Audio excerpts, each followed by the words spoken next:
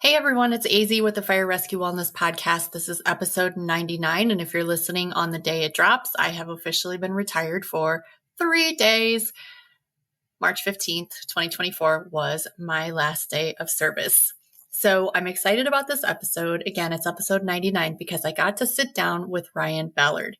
He is a Chicago area firefighter paramedic, but he is also the chief operating officer of a not-for-profit called Project Fire Buddies. Project Fire Buddies is the fastest growing not-for-profit in the Midwest, and it is an amazing endeavor. I got pretty emotional a couple times during this talk.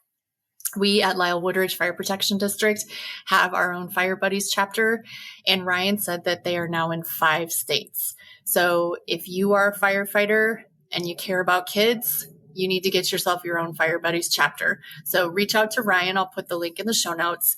The other thing I need to tell you is if you are a Chicago area listener, they are planning a huge summer bash at Bourbon Street. The date is still to be determined, so go ahead and follow them on Facebook and Instagram and LinkedIn, and they will put all the information, and then you can join in on the fun at Bourbon Street with all of the raffles and other things that go with that. So without further ado, here's my conversation with Ryan Ballard. Thanks for listening. Thank you for joining me on the Fire Rescue Wellness Podcast. I'm your host, AZ. I find the research and resources and then provide the fire service with the so what, now what, to ensure the health and well-being of every member of our profession. Together, let's thrive. Hey listeners, it's AZ with the Fire Rescue Wellness Podcast, and I am super excited today for my guest, Ryan Ballard. Say hello to the Fire Rescue Wellness Podcast listeners. Hello, happy to be here. Ryan, welcome to the show. I'm so excited. Thank you. So Ryan, this is very atypical. Usually I know my guests in person, and Ryan and I are just meeting for the first time today, but I think this is going to be a fantastic conversation. Are you ready? Yeah, absolutely. Let's do it. I wish you could see his face. He was like, I think so. I don't think Ryan knows what he's in for yet, but let's get started. I don't read bios. I ask you 3 shiny, bright light bulb questions. The first one is, who is Ryan Ballard? So Ryan Ballard is a firefighter paramedic. I'm full-time in the city of Oak Forest. My pride and joy, though, is I'm the chief operating officer of Project Fire Buddies. And how long have you been with the fire service, first off? Total between full-time and part-time, it's been 18 years, 19 years now. The last 9 years have been full-time. Holy cow. Ryan is much younger than I am. So we have similar fire service years, and Ryan is probably decades younger than me. Ryan, what I brought you on today to talk about was Project Fire Buddies, and we'll get to that in a second, but I want to know what sets your soul on fire. Honestly, it's seeing the kids smile that that we are blessed enough to interact with every day with our organization. That really is what motivates me, and to quote you, sets my soul on fire. I love what you do for the kids. I'm so excited to talk about that. And then I imagine the question is, how are you changing the world? And I have a feeling it has something to do with the kids, but you go ahead. Sure. We create hope. And unfortunately, this world can be very dark, and we want to be that bright light for people to see. And it's amazing. It was actually just told to me yesterday that we have no idea the mental effect that we have on the families and the children that we serve. And just hearing that and looking back and just seeing the reactions from families and all of the people that we're blessed to serve, it's amazing. Being that bright light in their darkest times is something that we're very proud of. And that's how we aim to change the world. We're the fastest growing charity in the Midwest, and we're not stopping. So. Well, and I've noticed that my coworker, Chris Murphy, shout out to Chris. I think it was maybe 3-4 years ago, he said to the table, he's like, I really, really dig this project, Fire Buddies charity. I want to get it going at our department. And I'm pretty sure Lyle Woodridge just got ours started. Was it last fall? Yes. Yep. And then after that, it was like an avalanche. Every day I see new departments joining up. So first of all, what sort of inspired you in the first place to start this charity? So, Kurt DeGroot is the CEO and founder. Him and I work at Oak Forest together. We're on the same shift. He had a call that, typically is a run-of-the-mill call for all of us, right? And it was a little boy that kept spiking a fever that he just kept taking and taking and taking to children's or advocate.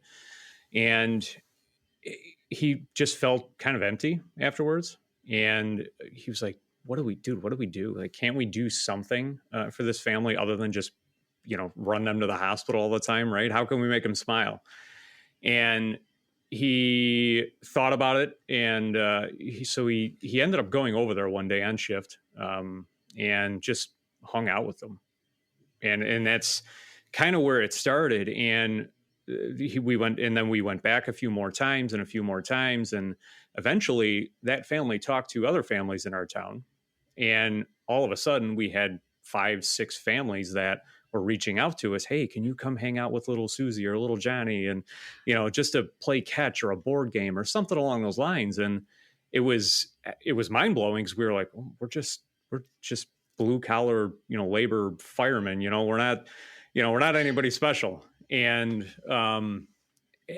so it just kept snowballing from there. And where it kind of morphed into what it is today was a instance where one of the kids was 16.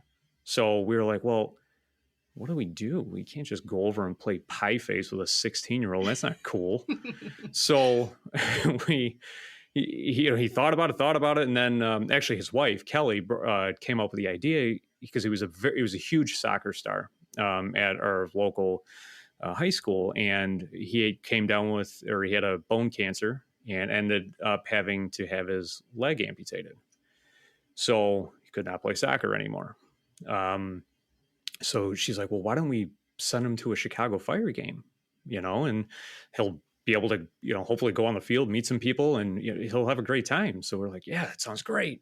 So we called Chicago Fire, and eventually we were able to get him onto the field. He got to meet some players. And at the time, the goalie for the Chicago Fire was a pediatric cancer survivor. Oh, so wow.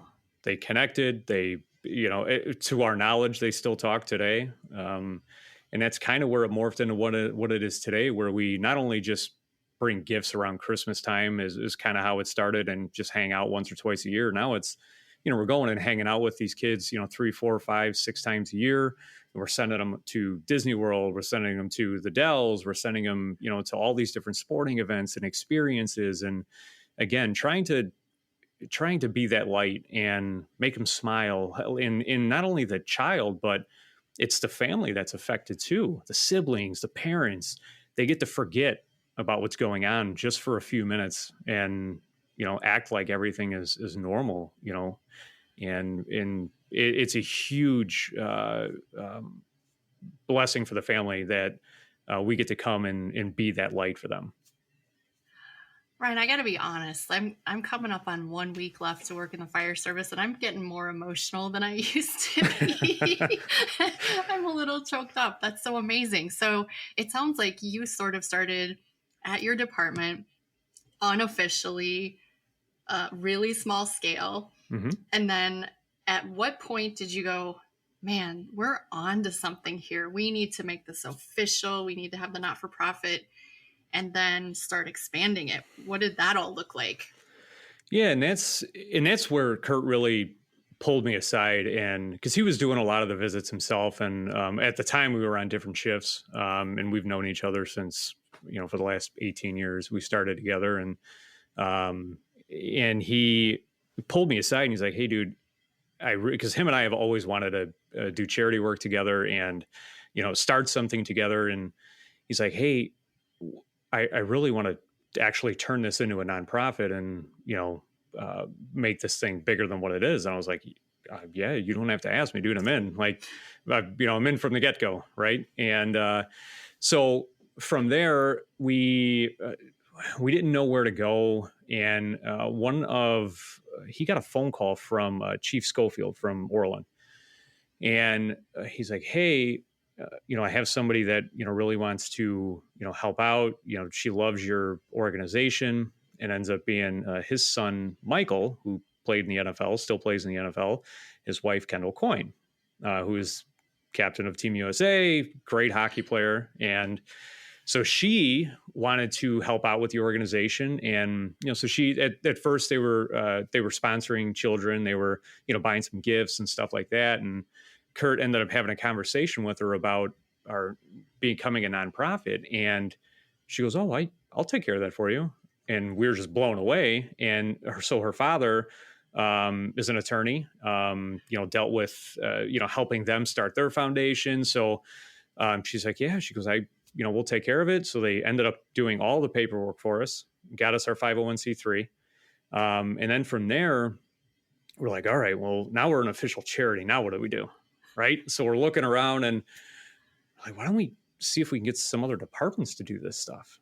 So we started reaching out. Oak Lawn was extremely eager to be a part of this. Once we put a Facebook page together and started posting some things, not nearly posting as much as we do today, obviously. And they were ecstatic to help. A guy named Jeff, who is now an executive officer with us, just jumped at the opportunity to be a part of this. And then it just started a domino effect with Payless came next. And, some of the executive officers that we have now were all these initial chapters that were just so eager. Kevin, and, it's incredible.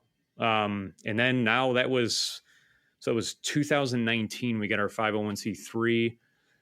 I think we started adding, it was 2020, I think was when the paperwork was done. I want to say Oak Lawn came on right at the beginning of 2020.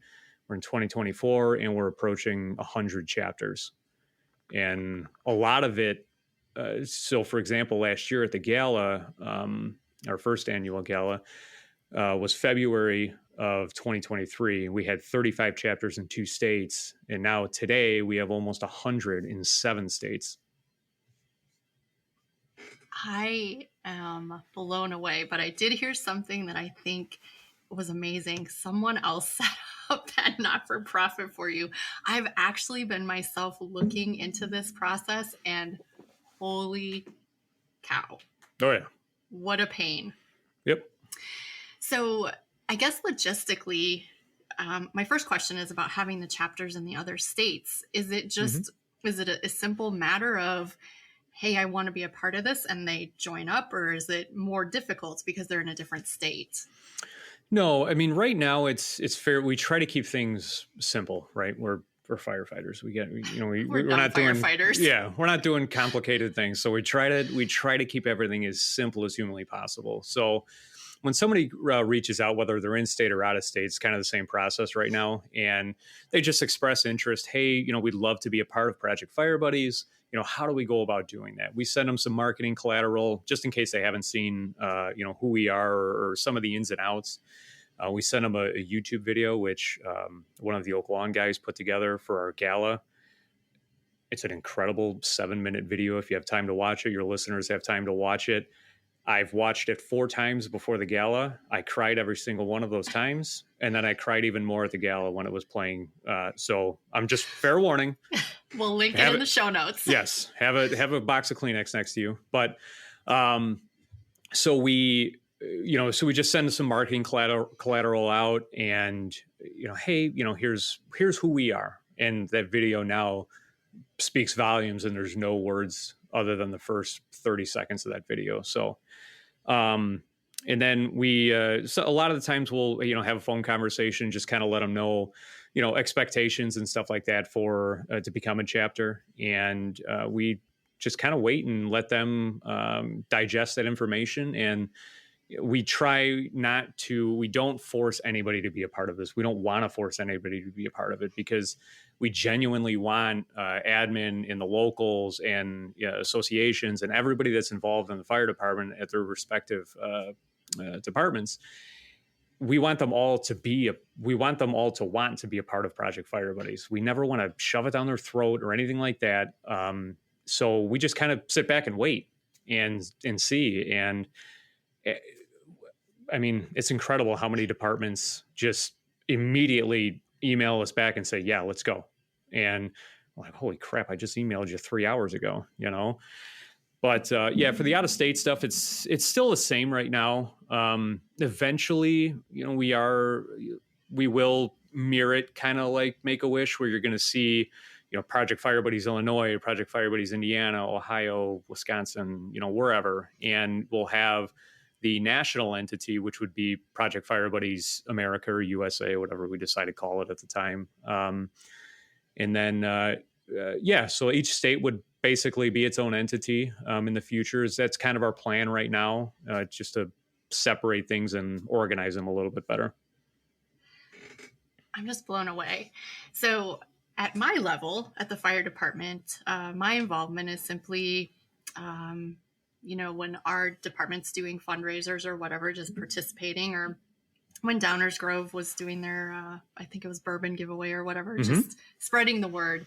But what are the logistics? So the individual chapters just kind of come up with their own fundraisers, and then what happens? Yeah, so we ask that each chapter run just one fundraiser a year for us. That could be something like you guys did, a bourbon raffle. Tom's a great guy on your department. I've known him for a long time. He is a stand-up dude. Tom Collins, we love you. Yes, absolutely. His wife's great, Kristen. She helps out with us. She's our travel coordinator actually now for the organization. Cool. She is doing a phenomenal job. They're great people. So we ask every department to run one fundraiser a year. It could be something as simple as Super Bowl squares, piggybacking off of open houses, just selling swag. A lot of chapters donate their money from golf outings. Obviously golf outings are a big deal, at least around here in the summer, with the various locals. But and then once they, after those fundraisers, they just donate whatever the proceeds, however, and they can designate it, right? They can do half the proceeds, 20%. They can do all of it. We don't pressure them. Just because, again, every community is different, right? You can't expect some of the lower income communities to do the same thing as a Naperville, right? It's just not feasible. So not happening. No, not at all. And then we have our own organization run fundraisers throughout the year, right? Where the locals, they volunteer and stuff like that. But like your bourbon raffle, for example, you guys ran that. We supported in whatever way we could. But for the most part, the chapters take the lead on those. With the organization run fundraisers like our gala, and then we have, I got a number of them up on the board here on my whiteboard that we have throughout the year that we run, and we have a committee for, and we have, between the chapters and regular volunteers, we're closing in on 600 volunteers, and so we basically have just groups of people that take care of, random different things. And we have the gala committee is fantastic. They've really knocked it out of the park the last 2 years with that. But yeah. I was a little bit upset. You guys didn't consult me about the gala date, and I was already traveling. So well, pencil it in next year, February. It'll be February again. I'm not sure the date.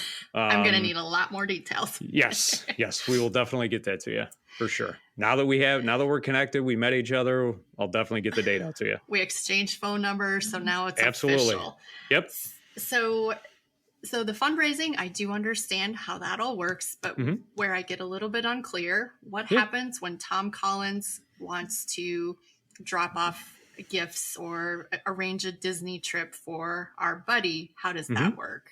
Yeah, absolutely. So, and it's a very common question that we get for anybody that's unfamiliar with the organization, especially new chapters coming in, right? Where do we, I want to get all these gifts and experiences. I want to send this kid to Disney. How do I do that? And so all the fundraising dollars that come in, whether they're chapter run and they donate the money to us from their locals or associations, or the organization run fundraisers, everything that comes in goes into one pot. We don't set budgets per chapter or per child, just because we want to get them every single thing that they want and need. And we go big or go home. We say it all the time. We don't want to put a limit on anything. So when a family comes with a list of things that they need for Christmas or just a random day in June, and then we also buy gifts for the siblings as well. So we don't leave them out just because. I mean, can you imagine like I'm thinking about my son, 7 years old, seeing maybe a little brother or a little sister getting all these gifts, and he's like, "What the hell, Dad?" Because they don't understand, right? So we try to, throw a little bit of the gifting their way as well, because it's about the family, right? I mean, we've helped out with. There was a couple things that we've done in the past with roofs and stuff like that, just to help the families out. And, but yeah, all of that is one pot. And basically what the chapter does is they come to us, they say, "Hey, here's a list of things that little Johnny or little Susie want to, their family needs or wants, medical devices we've gotten.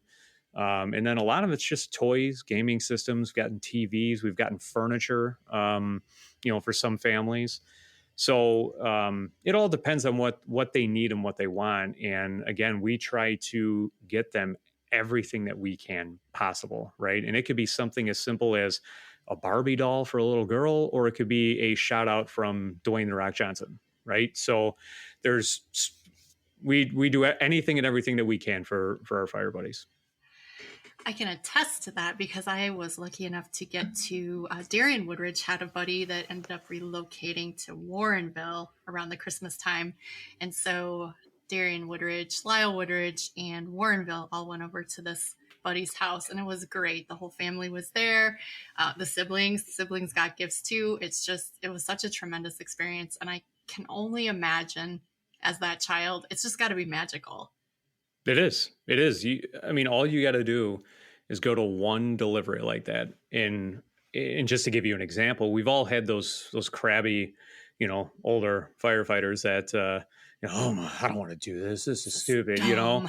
This is dumb. And when I swear it happens every single time, they go to one delivery and you look at them and they have the biggest smile on their face, almost to the point where some of them I've seen cry. And you look at them and you're like, where's the tough guy act? Where is it? And they're like, and then they look at you and they're like, "Dude, I had no idea." And because all they need to do is look at that family one time. As soon as you drive up and you realize the impact that you have on them, and all you're doing, I mean, it may seem minuscule to us, right? The things that we do for them, we're just going, we're dropping off gifts, we're, playing with the kid for, 20, 30 minutes. It doesn't seem like a lot to us, but to the family, it means the world. It means the world to them. Getting all choked up again, Ryan. Well, and I'm imagining that primarily you identify the buddies very much like your coworker going to those calls. But are there other ways that the buddies kind of come into the system? Yes, absolutely. So obviously we have to abide by HIPAA, so we don't reach out directly to the families. So what we do is we go around to local hospitals, school systems, pediatric doctor's office, pediatrician's offices. I don't know why I couldn't say that. Pediatricians, even pediatric dental offices, community centers, anywhere that there could be a child that's a public place or a hospital or something along those lines. And we drop off a bunch of marketing material and send them emails and say, "Hey, Lyle Woodridge has a chapter now. We're in the area. And if you know of any child that might benefit from our program, please direct them our way." and then what we do is we have the families reach directly out to us. Because again, same scenario as the chapter, right? We want the families to want to be a part of our organization. And, there's always families that are very reluctant to ask for help. We see it all the time, and that's okay. And we'll sit here and wait. We'll be here when they're ready. And some are, they're not, they're more forthcoming with asking for help, but they're almost embarrassed about it. Right. And we try to be as warm and as welcoming as humanly possible to these families to let them know that, hey, there's nothing to be embarrassed about. You don't have to be, reluctant to reach out. We are here for you. Right. As long as the child meets that critical criteria, then, we are, it's game on. Let's make this, let's make you guys some memories. And unfortunately, we've had to, tell families no. It's the unfortunate side of the nonprofit that, not everybody sees, because they have to, unfortunately, we would love to help every child with every illness possible, with every, we would love to, but unfortunately, we just don't have the funding for that. Right. So we have to draw the line somewhere, and we say critically ill is our, it's in our mission statement. And, so as long as they hit that criteria, we have a chief medical officer that's a nurse at Children's downtown, and we take the diagnosis, we send it to him, he'll review it, and then he'll tell us whether or not it's critical. And because you wouldn't believe, like, you've been around for quite some time in the fire service, right? And, you hear weird diagnoses, and you hear things that are like, wow, what the hell is that? I've never heard of that before. And we see some crazy stuff, right? But some of these diagnoses that you come across with these families, we have one in our town that's one of 100 in the world. Wow. We have now, oh my gosh, Kurt just told me about the kid the other day. I want to say this child is one of 10 in the country, or 1 in 10 in North America, something along those lines, where you hear these diagnoses and you're like, what is that? And then that's why we have to reach out to him, because he has, unlimited resources at Lurie's, obviously. And he can let us know, okay, yes, that child is critically ill, or that child is not critically ill, right? And if that's the case, we at least have a conversation with the family, and then we try to point them in any direction that we can to get them help. So at least coming from Fire Buddies, they're getting something. Whether we can accept them into the program or not, we want to make sure that Project Fire Buddies gives them something. That I really like that part of your mission, because that's kind of how I operate too. When a department reaches out to me and they're looking for services, sometimes I can't help them. They're looking for things that I can't do, but that's my sort of, it makes me proud. I can always give them a resource, which I love that. Let me ask you this. Critically ill is not necessarily terminally ill. Is that correct? Okay. Yep. I just wanted to make sure. And then is there a sort of an age where the buddies graduate out of the program? Yes. So that's 18. Okay. So anybody 18 or below, we will be qualified, with obviously being critically ill, would be a candidate for to be a fire buddy. Now, if the fire buddy rings the bell, or it's cancer free, great. We're obviously super happy, and they actually remain a fire buddy, them and their families, for a period of a year after that date that they beat their illness, just to keep them in the program. Let's celebrate for a year, that you beat cancer. You're one of the strongest warriors that we see, right? So let's celebrate for a year, and we keep that relationship going. And then after the year, then they are it's great. They graduate from the program, right? They're now, an alumni of Project Fire Buddies. And that's where we want every kid to be, right? Unfortunately, we have a great organization. I love it. I wish we didn't have it, because I wish that there wasn't a kid anywhere that is critically ill, right? But unfortunately, that's not the reality in the world that we live in. And, we want to be there for those families that are dealing with that unfortunate circumstance.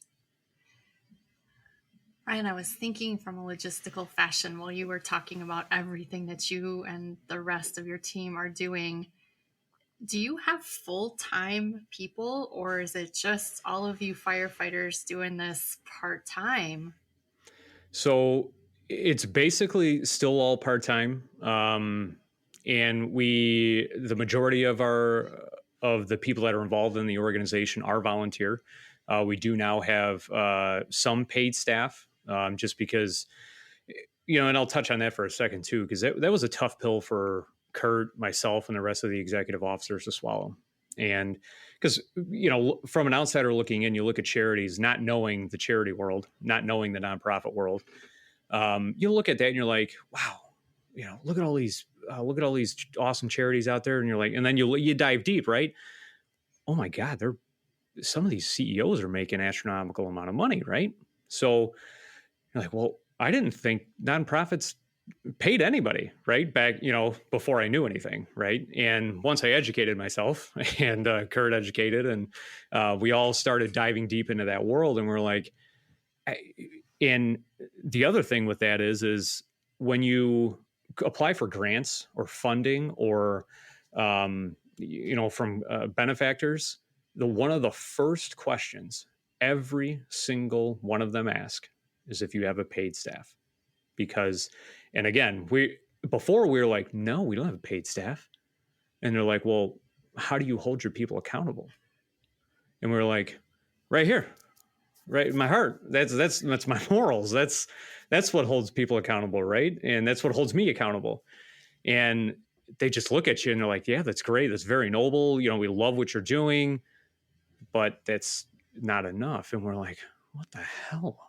And then, so then we started diving deep into the world, and that's kind of what started our round of education, logistically, operationally for nonprofits. And we're like, okay, well, now we see that, we do have to start paying people, right? To start getting those grants and that funding, government funding, private grants. It doesn't matter what it is. They're all looking for the same thing. And it was a tough pill to swallow, but it all relates to the question that you just asked, right? Do you have full or part-time people? Because we can't further this mission without a dedicated staff.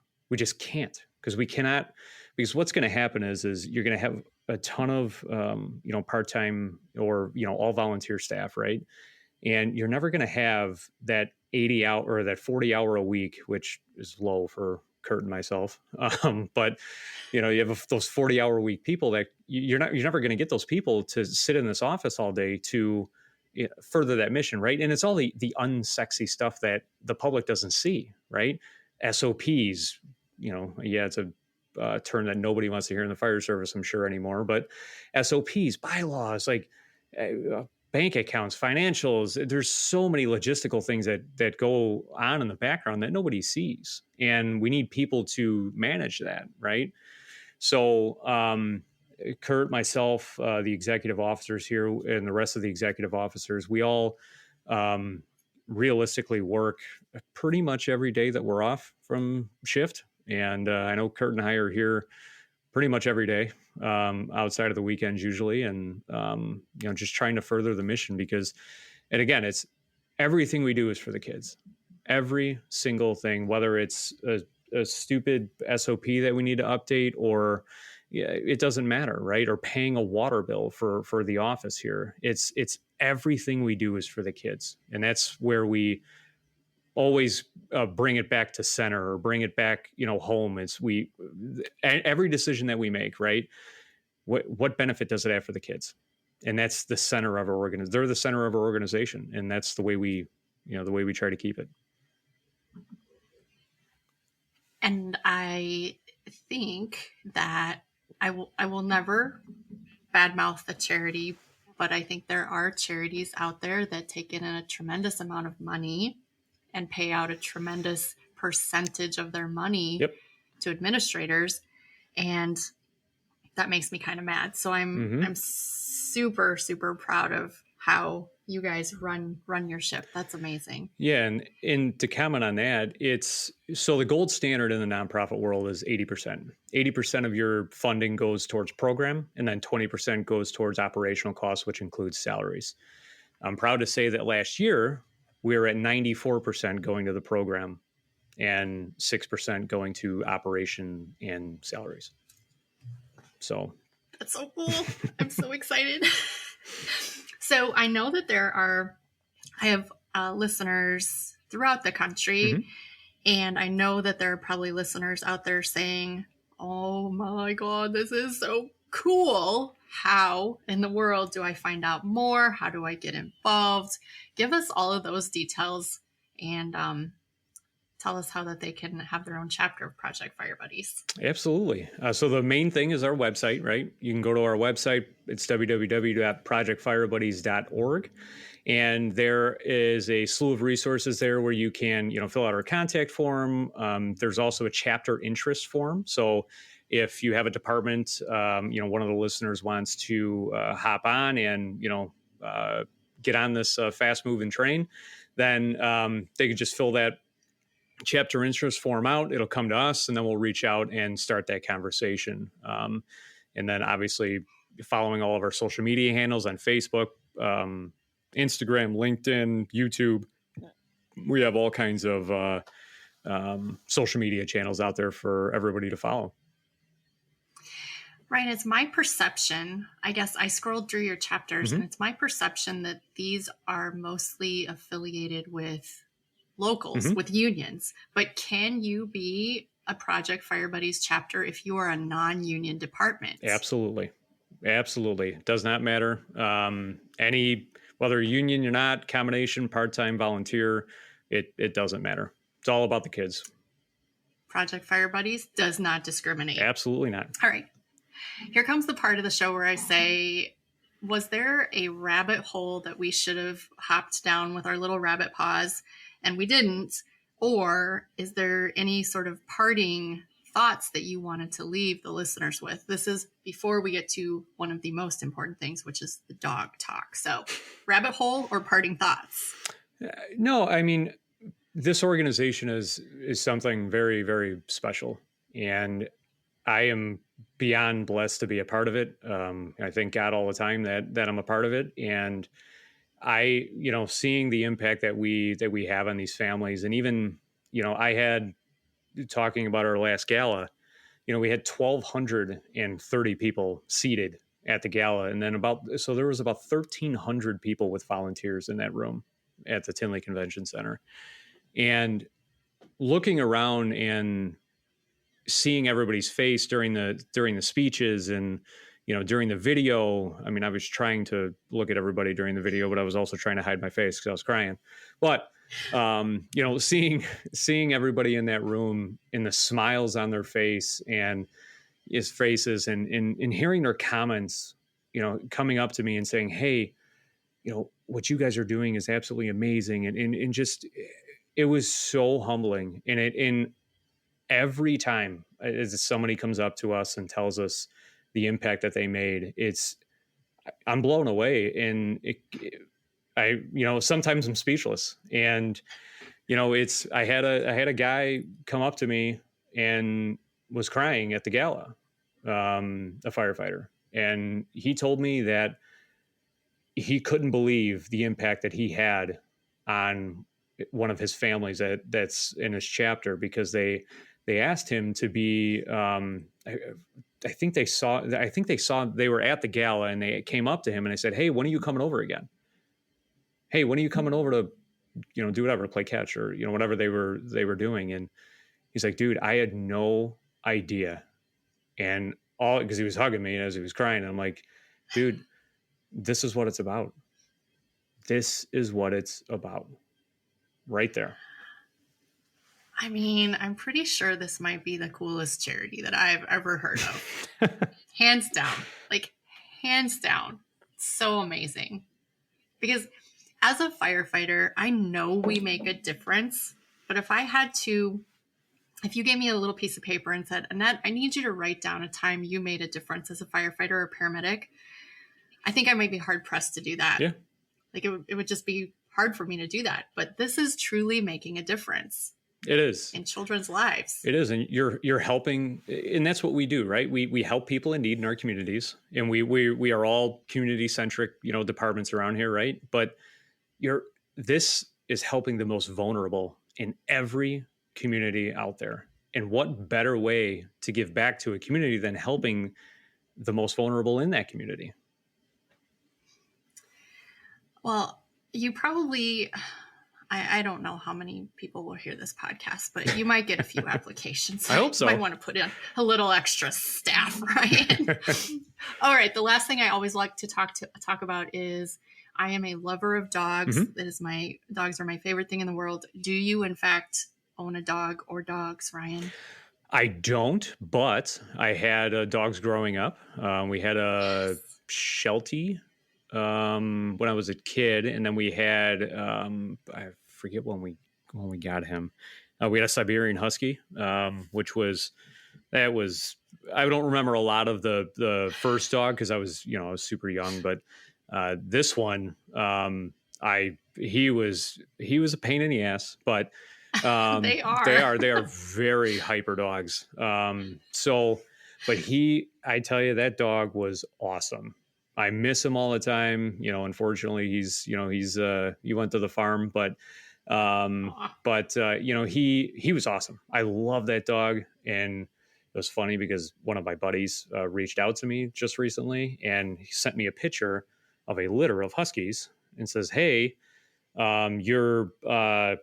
this person's, they're falling on hard times. Do you know anybody that would want one of these puppies?" And I'm looking at it and I'm like, oh man, I really you didn't get one? No, because I talked to my wife and she said, no, it's not the right time. That was mistake number one. Ask for forgiveness later. I know, I should have just got it because they were at an unbelievable price, way cheaper than you would have ever gotten a Husky anywhere. And I was like, ugh. Ryan, you're doing great things in the charity world, but you screwed up that dog thing. You screwed it up. I did. I regret it. Also, full disclosure, I don't have a dog myself. I'm like the crazy aunt that gives the sugar to the kids, nieces and nephews, and then sends them home. That's me with dogs. Yep. But I am retiring next week, and I am maybe thinking about getting a dog. We'll see. More to follow. You should. You're going to have a lot more time on your hands, right? Or maybe not. Well, I am going to mess around and go get a PhD. So maybe not. There you go. Awesome. Yeah. That's a late in the game decision. Well, Ryan, this has been a really fun conversation. I am just so proud that my local is affiliated with Project Fire Buddies. Another shout out to Tom Collins. Shout out to Chris Murphy for being persistent with it. And I think with that, we can probably drop the mic. What do you think? Sounds good to me. I appreciate you having me on and letting me talk about Project Fire Buddies and, showcasing our awesome organization. Hey, that's what I do. I find the research and the resources, and I give the fire service the so what, now what. Here is the so what, now what. Go get yourself a Project Fire Buddies chapter. Amen to that. All right, AZ and Ryan Ballard are officially out.